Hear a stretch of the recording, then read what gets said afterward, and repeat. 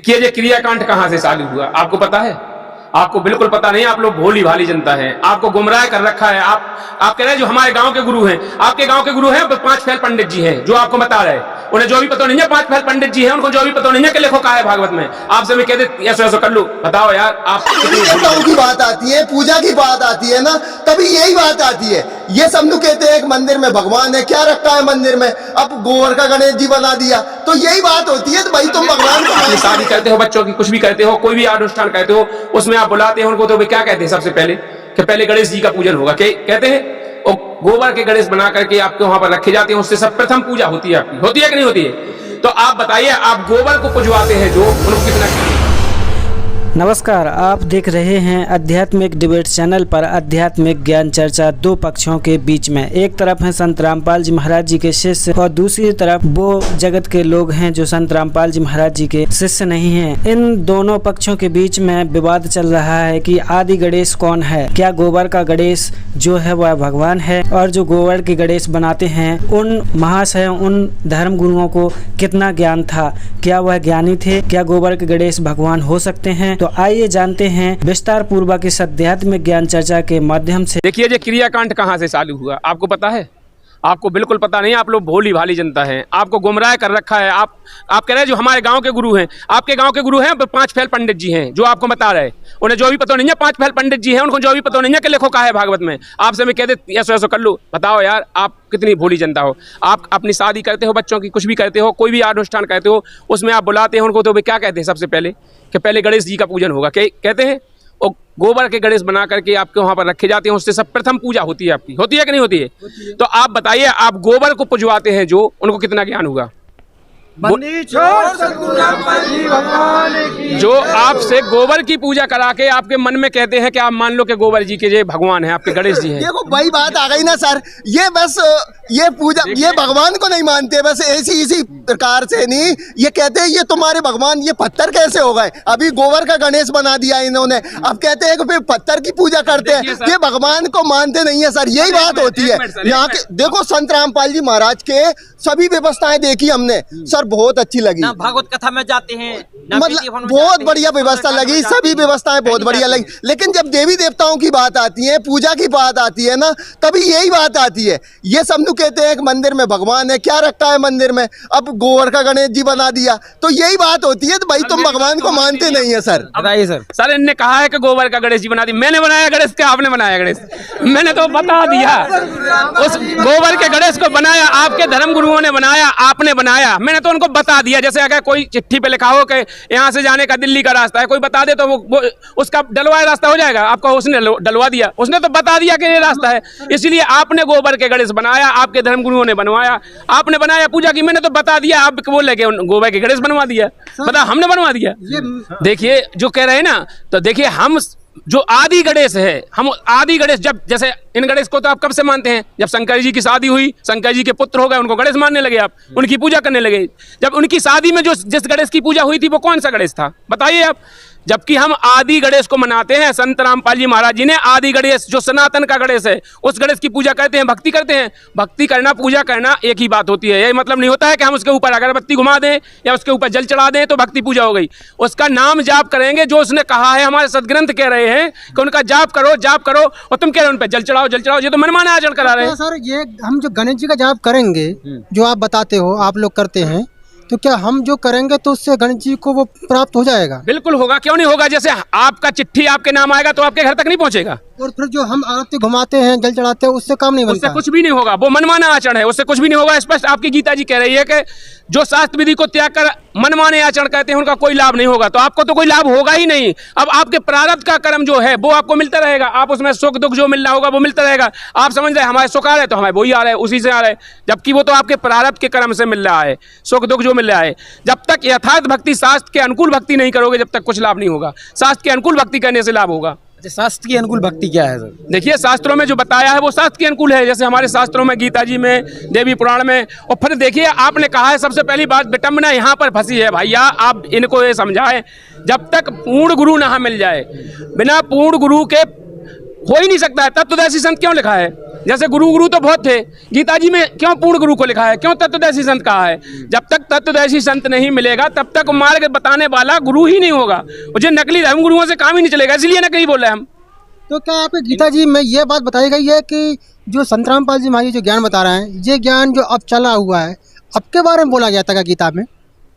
पहले नहीं बोला गया था जी क्या? बिल्कुल सही कहा है आपने, यह बिल्कुल निर्धारित समय है। देखिए, क्योंकि हमें एक ही ग्रंथ से पूरा काम नहीं चलेगा, हमको सभी ग्रंथों को, सभी वेदों को, 4, 6, 7, 18 पुराणों को सबको लेना पड़ेगा। सबका निचोड़ जो होगा, जैसे आप दूध है, आप दूध को जमाते हैं, जमाने के बाद उसको बिलोते हैं, बिलोने के बाद घी निकलता है। जब घी उसको कंप्लीट कहते हैं, कितना थोड़ा बचता है?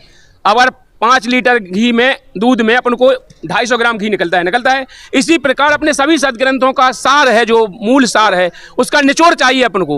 वो निचोड़ आज संत रामपाल जी महाराज जी ने दे रखा है, सभी सदग्रंथों से प्रमाणित किया है। वह परमात्मा क्या है, उसकी भक्ति विधि क्या है, उसे कैसे करना चाहिए, कैसे प्राप्त होगा, सारी विधि। पहले तो आप गुरु पर निर्धारित होइए, आपके गुरु हैं वो ही गलत हैं।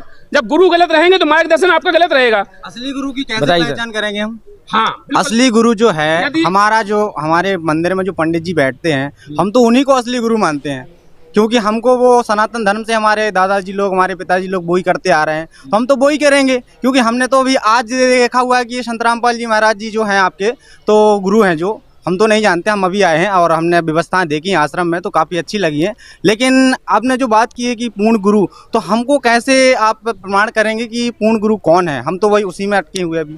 बिल्कुल सर जी, आपने बहुत अच्छा क्वेश्चन किया है। ये बिल्कुल आप समझदारी की बात हुई है। यदि आप समझना चाहते हैं तो आपको विस्तार से समझना होगा। जैसे आपने कहा है पूर्ण गुरु की पहचान क्या है, हम अपने सभी सत्ग्रंथों से पूर्ण गुरु की पहचान बताएंगे। जैसे हमारे गीता जी में है, गीता अध्याय 4 के 34 में कहा है, हे अर्जुन, उस तत्वदर्शी संत की शरण में जा, जिसकी सरलता पूर्वक दंडवत प्रणाम कर, कपट भाव छोड़कर वो तुझे ज्ञान उपदेश देगा, उससे तेरा कल्याण होगा। उसकी पहचान बताई अध्याय 15 के श्लोक नंबर 1 से 4 तक। पहचान के लिए 1 से 4 तक कहा है, और मूलम अधः शाखम, जो संसार रूपी वृक्ष है अर्जुन, इस पीपल के वृक्ष को तू उल्टा लटका हुआ जान। इसको जो जड़ से लेके पत्ते तक बता देगा, वही तात्पर्य को जानने वाला होगा, वही तत्वदर्शी संत होगा। आज तक हमारे जितने भी धर्म गुरु हैं, इन्होंने बताया कहीं गीता में? आज तक आपके धर्म गुरुओं ने बताया कि गीता जी में ये लिखा है कि वो तत्वदर्शी संत की पहचान है, उसको जो जानने वाला होगा वही तात्पर्य को जानने वाला होगा। फिर इसलिए कहा है अध्याय 18 के श्लोक नंबर 66 में कहा है कि उसकी शरण में जाने के बाद साधक लौट के पुनः जन्म मृत्यु में नहीं आता है। तो हमारे तत्वदर्शी संत आज तक जितने भी धर्म गुरु हैं वो नहीं है। तत्वदर्शी संत केवल विश्व में एक ही होता है, वो संत रामपाल जी महाराज जी हैं। आइए अब देखते हैं संत रामपाल जी महाराज जी के सत्संग की वीडियो क्लिप। अध्याय नंबर 15 के श्लोक नंबर 16 और 17 में ये स्पष्ट है कि 3 परमात्मा, एक क्षर पुरुष, क्षर पुरुष और अक्षर पुरुष और परम अक्षर पुरुष, उनको ऐसे भी बोला जाता है क्षर ब्रह्म, अक्षर ब्रह्म और परम अक्षर ब्रह्म।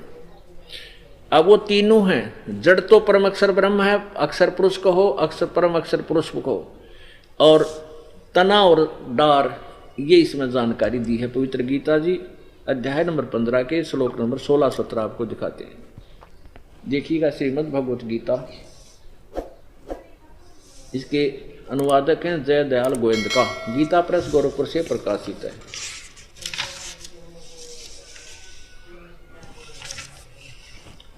प्रकाशक में मुद्रक हैं गीता प्रेस गोरखपुर, गोविंद भवन कार्यालय कोलकाता का संस्थान। इसके 15वें अध्याय के श्लोक नंबर 16 और 17 में ये देखिएगा, अध्याय 15 का श्लोक नंबर 16। इसमें क्या लिखा है कि द्वौ इमौ पुरुषव लोके छर्च अक्षर एवं एवच सर सर्वाणी भूतानि कटुष्ट अक्षर उच्यते। द्वौ इमौ पुरुषव लोके, इसको कैसे अनुवाद किया जाता है? इमौ माने इस, लोके माने लोक में, द्वौ माने 2, पुरुषव माने भगवान हैं, 2 प्रकार के 2 प्रभु हैं, 2 ब्रह्म हैं। एक क्षर पुरुष यानी क्षर ब्रह्म और एक अक्षर पुरुष यानी अक्षर ब्रह्म। ये क्षर पुरुष कहो तो क्षर ब्रह्म कहो, अक्षर पुरुष कहो तो अक्षर ब्रह्म कहो, ये 2 भगवान हैं। और इनके तथा इनके अंतर्गत जितने प्राणी हैं उनके सब की जीवात्मा तो अमर है, लेकिन स्थूल शरीर इनके नाशवाणी, क्षर है, नाशवान है। अब इनका अनुवाद देखिए इन्हीं के 2 शब्दों में। इस संसार में नासवान और अविनाशी भी दो प्रकार के पुरुष हैं। पुरुष माने यहाँ ब्रह्म समझ लो चाहे भगवान समझ लो, दो प्रकार के भगवान हैं, परमात्मा है, भगवान है। और संपूर्ण प्राणियों के भूत प्राणियों के शरीर तो नासवान और जीवात्मा अविनाशी कहा जाता। सत्र में मैं क्लियर कर दिया कि उत्तम पुरुष है तो अन्य, वो सर्वपुरुषोत्तम परम अक्षर ब्रह्म, सर्वपुरुष अक्षर पुरुष और परम अक्षर ब्रह्म, ये तीसरा परम अक्षर ब्रह्म तो कोई और ही है।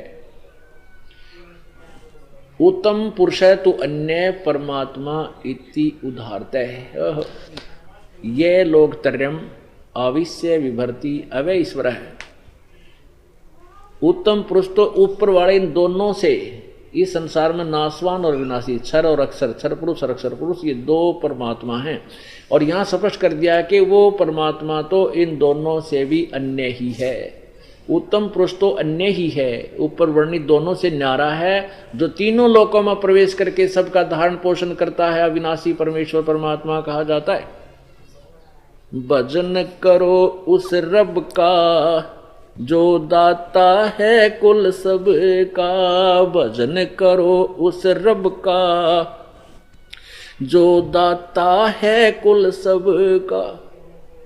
उस रब का, तत्व ब्रह्म का, परम अक्षर ब्रह्म का की भक्ति करो, भजन करो उस रब का जो दाता है कुल सब का, जो कुल का मालिक है, सबका पालन पोषण करता है। तो उसी की तरफ संकेत, आपको उसी की तरफ ले जाया जाता है। अब उसके ज्ञान को उस पूर्ण ब्रह्म परमेश्वर के गुणों से परिचित करके आपकी रुचि उधर बढ़ाई जा रही है। अभी तक तो हम ब्रह्मा विष्णु महेश तक सीमित थे, इन्हीं की पूजा करते थे, और ब्रह्मा विष्णु महेश की पूजा शास्त्र विरुद्ध है, शास्त्र विधि विरुद्ध है, क्योंकि ये स्वयं कहते हैं, इनको खुद ज्ञान नहीं भगवान कौन है, वो क्या पूजा करनी चाहिए, और वो कहते हैं मैं देवी की पूजा करता हूँ और हम इनकी पूजा कर रहे हैं। जबकि ब्रह्म से पूजा स्टार्ट होती है, ब्रह्म से साधना स्टार्ट होती है, और हमने पूजा करनी है पूर्ण ब्रह्म की, पूर्ण ब्रह्म की पूजा करनी है, और फिर हमारे शुभ संस्कार बनेंगे, शास्त्र अनुकूल संस्कार बन करके फिर ब्रह्मा विष्णु महेश जी के पास जाएंगे, वो हमें फल देंगे। अब जैसे हम कैसे साधना करते हैं और कैसी करनी चाहिए, कई भक्त आत्मा प्रथम बार सत्संग सुनते हैं और सुनते ही ये सोच लेते हैं कि ये रामपाल तो ब्रह्मा विष्णु महेश की आलोचना करता है, निंदा करता है, और ब्रह्मा विष्णु महेश की पूजा को मना करता है। नहीं, ये दास केवल इतनी प्रार्थना करता है कि जो साधना आप कर रहे हो वो शास्त्र विरुद्ध है, शास्त्र विधि त्याग के मनमाना आचरण है। गीता जी अध्याय नंबर 16 के श्लोक नंबर 23 में कहा कि शास्त्र विधि को त्याग कर जो मनमाना आचरण अर्थात मनमानी पूजाएं करते हैं, उनको ना तो कोई सुख होता है, ना उनकी गति होती है, ना उनका कोई सिद्धि प्राप्त होती है, यूजलेस। अब कैसे शास्त्र अनुकूल साधना कौन सी है?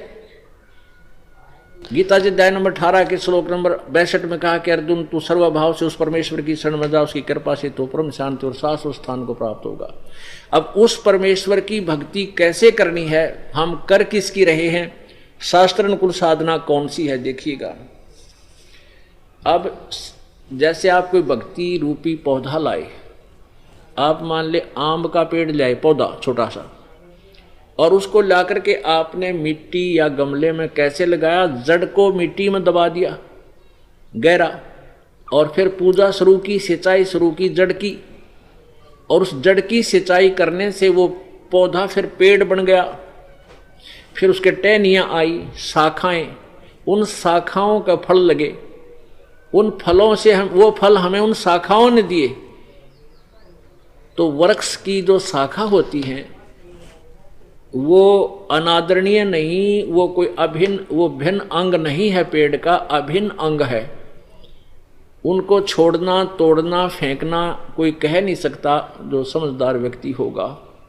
अब देखिएगा, ये शास्त्र अनुकूल पौधा, भक्ति रूपी पौधा ऐसे बीजना चाहिए, यानी शास्त्र साधना ऐसी है। देखिएगा, ये है एक, मान लिया हम पौधा लाए, शास्त्र अनुकूल साधना अर्थात सीधा बीजा हुआ भक्ति रूपी पौधा, ये तरीका है इसके बीजने का। ये परम अक्षर ब्रह्म, ये परमेश्वर है, कबीर देव है, कबीर जी हैं, सतपुरुष है, और ये जड़ है इस भक्ति रूपी पौधे की, पेड़ की, पौधे की। अब यहां इस पौधे की हमने जड़ की सिंचाई की, यानी इस मूल परमात्मा की हमने भक्ति प्रारंभ की।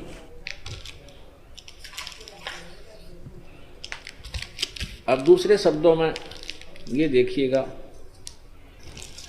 हमने परम अक्षर ब्रह्म की,